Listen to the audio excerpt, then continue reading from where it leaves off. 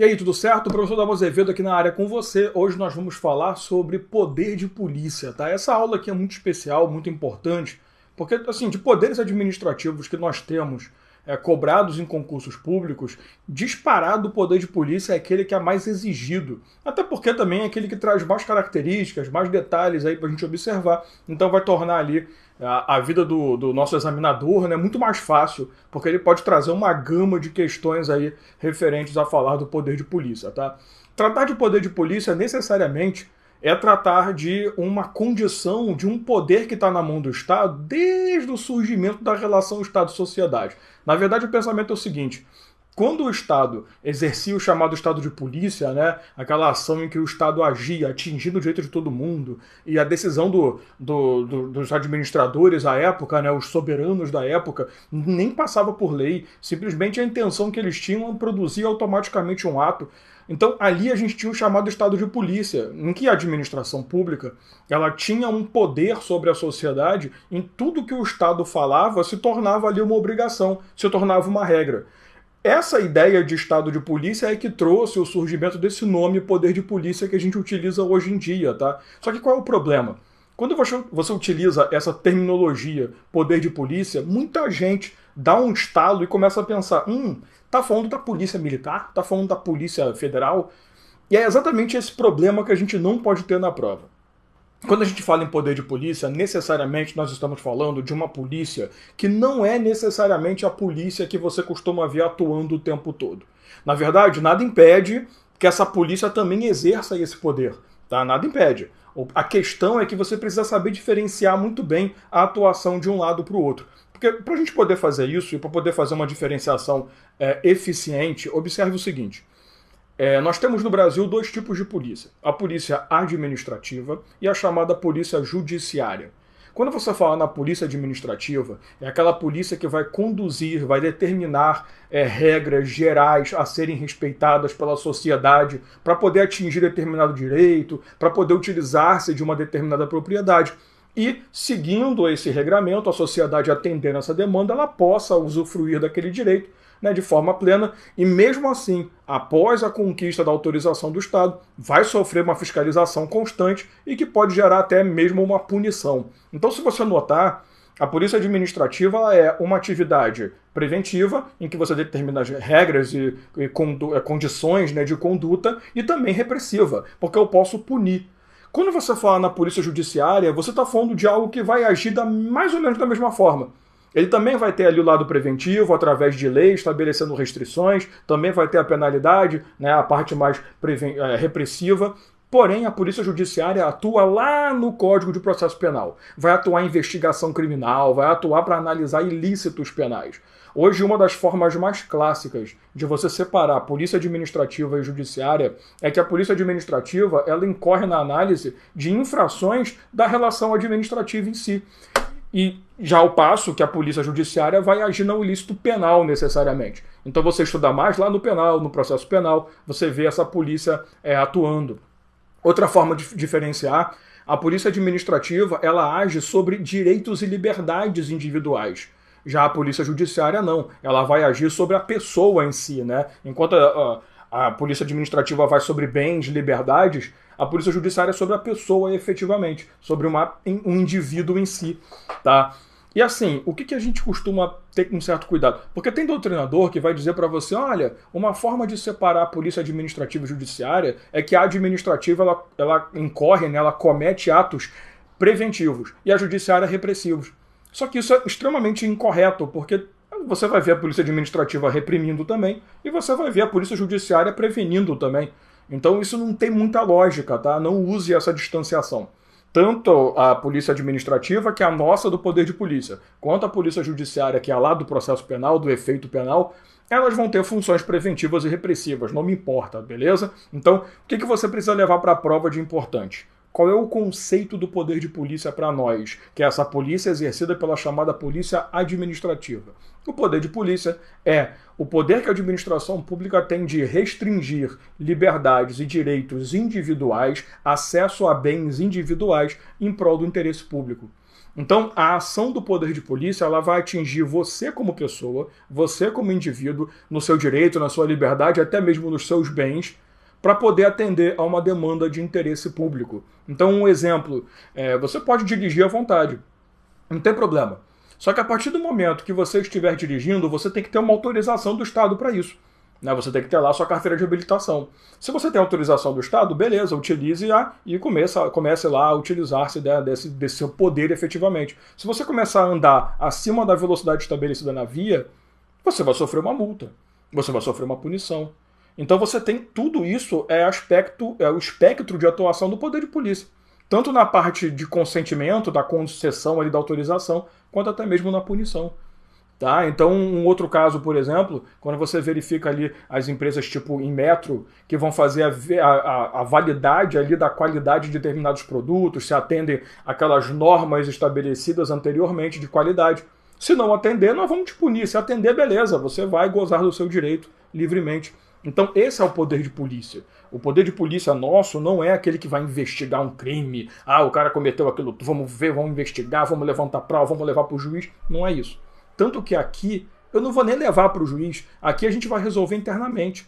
Dentro do próprio processo administrativo efetivo, da produção administrativa, melhor dizendo, nós vamos poder resolver essa demanda. Tá? Então, falar em poder de polícia é necessariamente isso, atingir interesses individuais em nome do interesse público. E eu falo isso com muito carinho porque eu já peguei diversas provas de concurso que faziam a inversão. Ah, o poder de polícia é aquele que recai sobre o interesse coletivo contra o interesse individual. Não. Ele nunca vai atingir interesses coletivos, tá? O poder de polícia vai atingir um interesse individual, efetivamente. Vou te dar um outro exemplo para você me ajudar a enxergar isso. Imagina aqui, você vai para uma manifestação junto com seus amigos. Tá lá se manifestando e tal, só que essa manifestação deixa de ser pacífica. Quem é que vai estar atuando ali? A polícia. Só que essa possibilidade de desfazer a manifestação e mandar cada um pro teu canto, vai embora, sai daqui, o direito de manifestação de vocês está suspenso, está afastado. Esse exercício é do poder de polícia administrativa, porque efetivamente você tem uma liberdade de reunião, só que não foi atendida a demanda constitucional, né? Ser pacífica, sem armas, com aviso, um aviso prévio, uma comunicação prévia, não precisando de autorização. Então você não atendeu as demandas, nós vamos atingir a sua liberdade individual, tá? Esse é o poder de polícia. Só que quando você fala no poder de polícia, aí eu vou para a tela com você, porque eu quero te mostrar o seguinte. O poder de polícia, ele tem algumas características.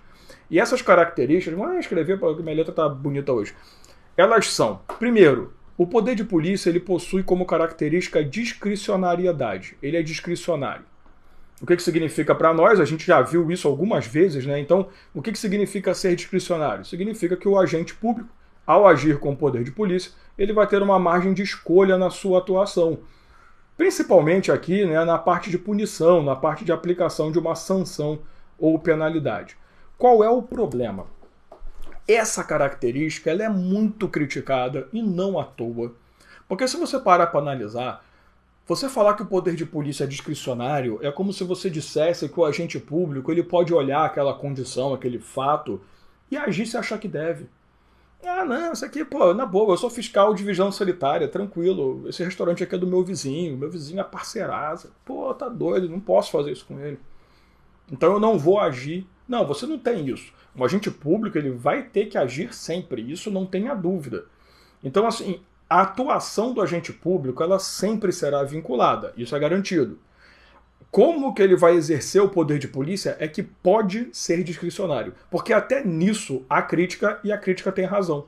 Porque tem certos momentos em que a lei ela vai determinar exatamente qual a conduta que tem que ser tomada pelo agente público.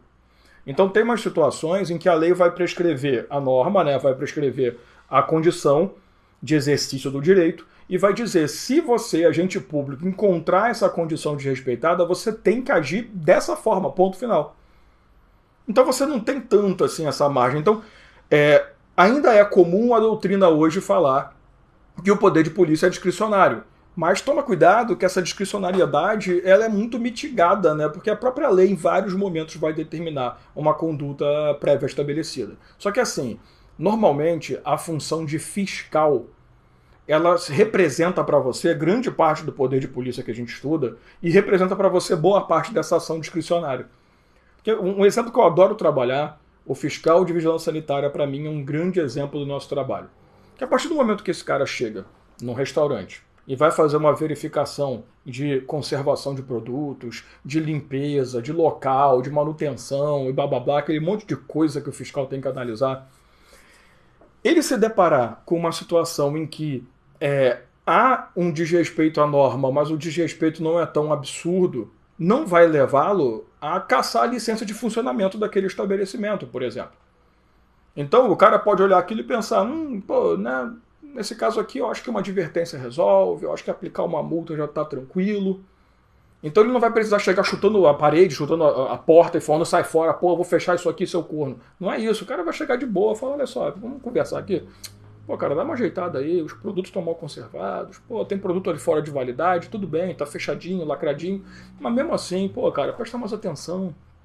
Claro, não fica a bel prazer dele, né? Ele vai ter que depois contar o que ele deparou, vai ter que fazer um relatório, vai ter que justificar as ações. Então ali a gente vai adequar aquela história dos princípios de razoabilidade e proporcionalidade. Só que ele vai ter essa margem de ação. Por quê? Porque a lei disse, não foi porque o Dalmo disse. O Dalmo não tem poder para nada. O Dalmo não tá nada, aliás.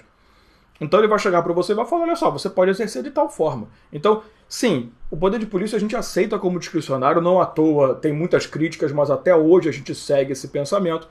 Mas é bom que você lembre que não necessariamente ele será discricionário sempre, tá? Então, essa característica não é absoluta, ela sofre uma relativização pela própria força da lei, beleza? Uma segunda característica importante é que o poder de polícia, ele gera, deixa eu trocar a canetinha porque eu esqueci, ele gera para a administração pública um poder de autoexecução, é o que a gente chama de autoexecutoriedade. E o que significa necessariamente a chamada autoexecutoriedade? Quando você fala em autoexecutoriedade, você fala em afastamento da atuação do poder judiciário. Eu estou falando para você aqui necessariamente que quando a administração pública age, quando o administrador público ou agente público toma uma decisão específica, ele não fica dependente de uma revisão, de uma análise do Poder Judiciário para garantir que a ação dele está de acordo com a lei.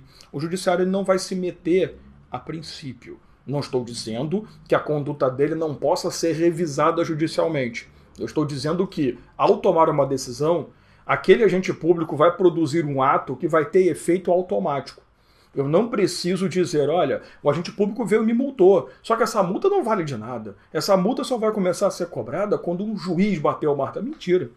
A partir do momento que o agente público disse, destrói esse produto, se desfaz disso, ajeita isso aqui. Aquilo é uma ordem, aquilo é uma obrigação. Então, essa atuação não depende de uma participação do Poder Judiciário. De novo, não estou te dizendo que o agente público ele é imune a tudo, todo poderoso, o que ele fizer está feito, não. Ele vai ter que passar por uma análise do judiciário. Quer dizer, ele pode, aliás, passar por uma análise do judiciário. Se alguém provocar o judiciário ali sobre uma determinada ilegalidade da ação do agente, beleza. Agora, o ato vai produzir efeito. É aquela história, você levou uma multa. Tu olha a multa e fala, puta, eu não fiz nada de errado não. Mas você não vai deixar de pagar. Você vai pagar a multa e você vai esperar ali, vai procurar o judiciário para recorrer, né? Ou você faz um recurso administrativo, ou você procura o judiciário para tentar anular aquela multa. Então a ideia é que a ação do agente público ela é autoexecutória. Você não precisa do judiciário para executar aquela conduta. Então se o fiscal fala fecha o estabelecimento, é para fechar. Inclusive, se for necessário, nós vamos utilizar meios para que isso seja respeitado. Que é a terceira característica. A característica que nós chamamos de coercibilidade. O que significa isso aqui? A ação do agente público ela cria uma obrigação que o indivíduo tem que respeitar, cara. Não tem que ficar batendo papo, conversando, não tem isso, é uma ordem. Aquilo que vem ali do agente público é uma ordem, não é uma conversa. Então, quando o agente público diz faça, ou é isso, multa, embarga a obra, embarga uma execução, é na hora. Ao ponto de, se por acaso você não respeitar essa ordem, eu posso utilizar-me de força para que você venha atender minha demanda. Então, fecha o estabelecimento. Ah, não vou fechar porque você não tem autoridade sobre mim, porque você é um babaca, porque eu não gosto de você, que eu não sei o que. Beleza. Ó, nós vamos fechar sua força. Vou chamar a polícia. Ó, a polícia agindo junto com a gente. Vou levar a polícia comigo. Vê o oficial de justiça, né? O oficial de justiça vive levando polícia junto com ele. Ele vai executar ali uma ordem judicial, é um exemplo, tá? Para você enxergar a coercibilidade de um ato. Ele vai cometer ali uma ordem judicial que automaticamente, se o cara não respeitar, fala, meu irmão, abre a porta. Tá? Então é mais ou menos o mesmo princípio. A gente vai andar ali com uma possibilidade de uso da força até, então a coercibilidade. Só atenção para um detalhe.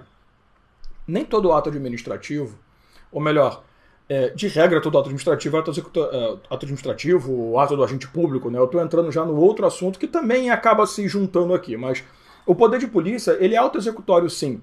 Porém, existem situações em que o poder de polícia, apesar de auto-executório, ele vai ter que passar pelo judiciário. Eu vou te dar exatamente qual é a razão dessa conversa. Quando você fala em multa, preste atenção. Você está dirigindo teu carro, passou em altíssima velocidade, foi multado. Aquilo é uma ordem, pague, beleza. Você vai lá e paga. Tá tudo certo aqui. Então, auto-executório, você pagou, reconheceu o erro. Você recebeu a multa e não pagou. Ah, porque eu não concordo, que não sei o quê, pega a multa e joga no lixo. A administração pública ela pode bater a sua porta e falar, vim cobrar aquela dívida? Aí que está o detalhe. A aplicação de multa, que gera, consequentemente, a cobrança do pagamento dessa multa instaurada, criada pelo agente público, ela é um exercício do poder de polícia, ele é auto-executório, ela é auto-executória. Então, a aplicação de uma multa tem auto-executoriedade, mas a execução dessa multa que não foi paga, você tem obrigação de passar pelo judiciário. Essa execução que eu digo é você ir até o judiciário e falar, ó, há uma multa, não foi pago, me dá algum mecanismo, vamos penhorar alguma coisa, vamos invadir, vamos, né, sair catando. O agente público não pode chegar, bater a sua porta e falar, vim fazer uma penhora, vim realizar aqui uma cobrança, quero dinheiro agora. Não pode. Então, cuidado, essa questão do concurso falar para você em multa, não pensa muito. É poder de polícia, auto-executório, o cara tem que pagar, não tem que esperar o judiciário. Mas se eu te contar uma história em que a multa já foi aplicada, porém o devedor não pagou, não fez a parte dele, se essa história surgir, aí você tem que pensar, peraí. Houve já a aplicação, a auto-executoriedade já foi aplicada e a outra parte não respeitou a ordem. Eu posso utilizar-me de meios coercitivos para que você me respeite, normalmente a lei prevê isso, porém nem sempre esse meio coercitivo estará determinado na lei. Então, agente público, preciso fazer o quê? Buscar o judiciário para que essa execução seja lícita, seja legítima. Tá? Então, execução de multa aplicada pela administração pública, pelo agente público, pelo poder público, não tem auto-executoriedade. Eu preciso passar por um procedimento judicial. Tranquilo? Beleza. Até aqui estava ótimo. O poder de polícia tá bonito, beleza, o poder público faz o que quiser, ele se acha o dono, acha que é Deus, rei, graças a Deus eu posso buscar o judiciário para desfazer, posso entrar com recurso, vamos para a briga. O problema é que algumas coisas começaram a acontecer ao longo do tempo. E essas coisas que foram acontecendo ao longo do tempo trouxeram uma relação meio esquisita entre Estado, sociedade e um intermediário ali chamado um particular prestador de serviço. O que aconteceu? Com privatizações, com essa passagem aí de atividades públicas para a mão do poder particular, do privado, algumas situações começaram a surgir em que a gente passou a ter dúvidas sobre a atuação do poder de polícia. Uma delas foi, e quando você estuda espécies de autarquia, você aprende isso, foi a questão do conselho profissional. Não, um conselho profissional que, segundo a própria lei que cria os conselhos profissionais, os conselhos de fiscalização ali de atividade profissional. A própria lei diz que esses conselhos têm poder de polícia, porque eles podem punir, eles podem determinar regras de acesso. E aí surgiu uma ação judicial. Olha só, esse cara aqui é um particular. O poder de polícia é um poder inerente à existência do Estado. De novo, eu sempre gosto de falar isso porque isso tem que estar na tua cabeça. É uma das atuações precípuas do Estado. A administração pública tem como função precípua inicial na sua história o exercício do poder de polícia. Depois que veio o serviço público, depois que veio a atividade de fomento. Então é poder de polícia, cara. Como assim você está me dizendo que o particular vai começar a exercer atos que quem tem administração pública. E detalhe, quando a administração pública age com o poder de polícia, ela está agindo sob direito público. Ela vai ter aquelas prerrogativas da fazenda pública que permitem a ela se colocar, se posicionar numa condição melhor em relação à sociedade. Como é que eu vou chegar para o particular e falar, ô bonitão, fica à vontade, exerce aí o poder livremente? Outra situação que começou a acontecer, fiscalização de trânsito. Né? Situações em que você tinha câmeras de fiscalização instaladas nas cidades por empresas particulares e ao identificar ali alguma dessas condições de irregularidade, a própria empresa já aplicava multa contra você. E aí, eu tenho que respeitar, porque tudo bem, uma multa vindo do poder público, eu sei que é autoexecutória, e vindo do privado. Então essas situações começaram a surgir, veio uma ação direta de constitucionalidade, a 1171, que foi proposta ali no STF, que ficou enrolando durante muitos anos para ser resolvida, muita coisa foi surgindo, e aí nós tivemos finalmente uma resposta que igualou o pensamento do STJ e STF, apesar que os dois falam de forma diferente, mas falam a mesma coisa.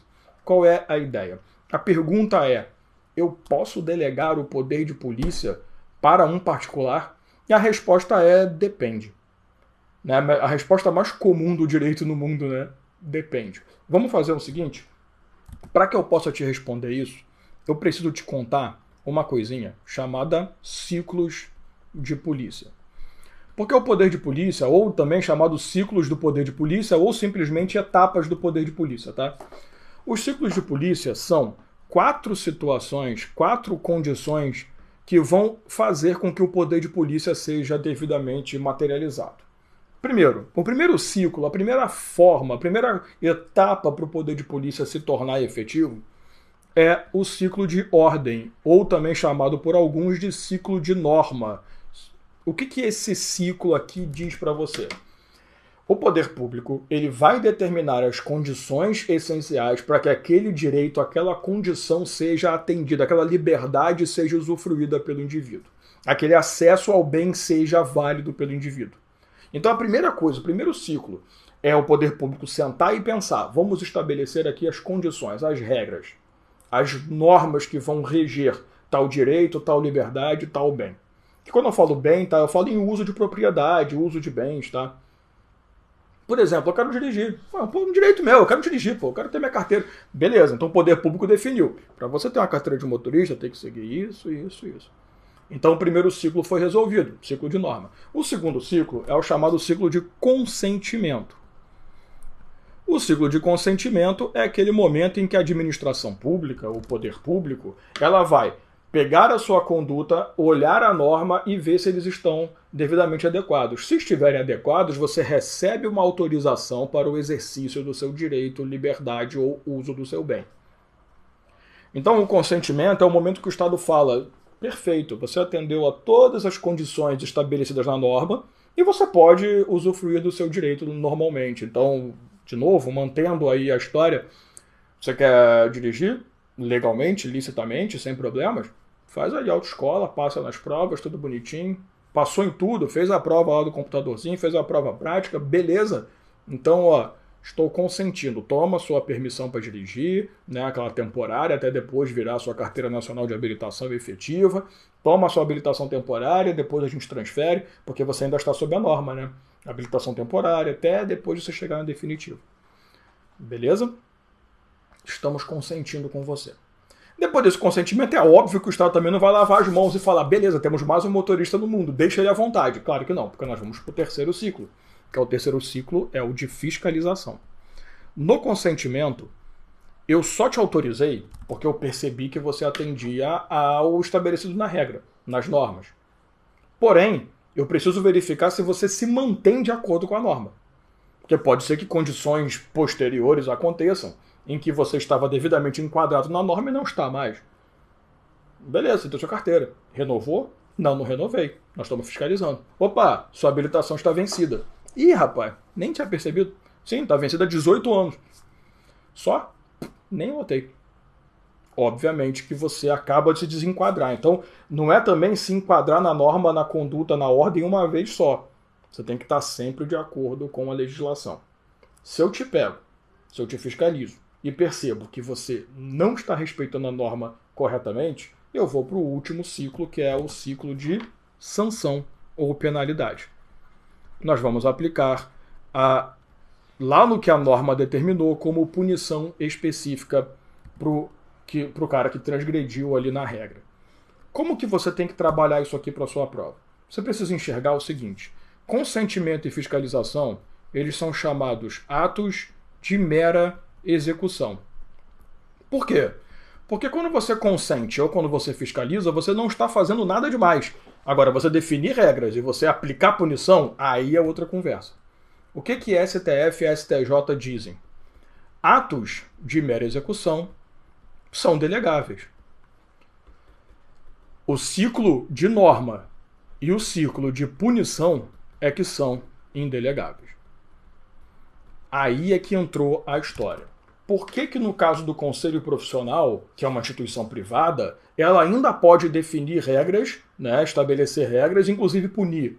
Porque ele foi elevado ao status de autarquia. Se você lembrar que é uma autarquia, a autarquia é uma PJ de direito público. Ela exerce atividade típica de Estado. Então ela goza das prerrogativas do Estado. No caso dessas empresas privadas, isso aconteceu em Minas Gerais, inclusive, tá? Questão aí da BH Trans, é um clássico do direito. No caso de fiscalização de trânsito, é completamente errada a aplicação de multa direta pela empresa privada. A empresa privada ela pode tranquilamente fiscalizar. Identificou irregularidade com as câmeras, comunique o poder público, comunique, né, ao poder público, e o poder público que vai fazer ali a penalidade efetiva. Então, a função ali é consentir e fiscalizar. Por que você vai na autoescola lá que é particular? Porque ele consente. Não tem problema. Isso pode.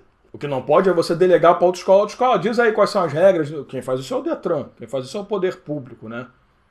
Aliás, nem o Detran, né? Vai aquele grupo todo Conatran, Renatran, Genatran, tem um monte de nome lá, né?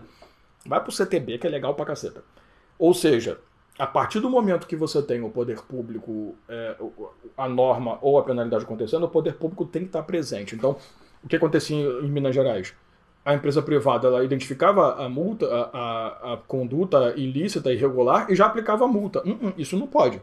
Você até pode identificar e falar, olha só, hein, fez besteira, aplica a multa aí, parceiro.